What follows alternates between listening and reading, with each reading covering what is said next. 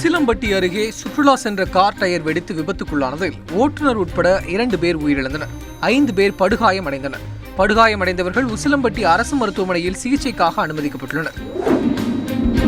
தீபாவளி பண்டிகை விடுமுறை, இதமான சூழல் உள்ளிட்ட பல்வேறு காரணங்களால் நீலகிரி மாவட்டம் ஊட்டிக்கு சுற்றுலா பயணிகளின் வரத்து அதிகரித்துள்ளது.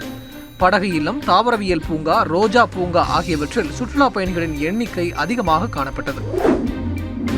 சேலம் மாவட்டம் எடப்பாடி அருகே சாலையோர கிணற்றுக்குள் கார் விழுந்து விபத்துக்குள்ளானதில் ஒருவர் உயிரிழந்தார். தகவல் அறிந்து சம்பவ இடத்திற்கு வந்த காவல்துறையினர் சடலத்தை மீட்டு பிரேத பரிசோதனைக்காக அரசு மருத்துவமனைக்கு அனுப்பி வைத்தனர். கிருஷ்ணகிரி நீர்நிலைகள் அருகே கொட்டப்படும் கிரானைட் கழிவுகளால் நிலத்தடி நீர்மட்டம் பாதிக்கப்படுவதாக அப்பகுதி விவசாயிகள் புகார் தெரிவித்துள்ளனர். நச்சுத்தன்மை கொண்ட கிரானைட் கழிவுகளை உபயோகமற்ற நிலங்களில் கொட்ட அரசு நடவடிக்கை எடுக்க வேண்டும் என்று அவர்கள் கோரிக்கை விடுத்துள்ளனர்.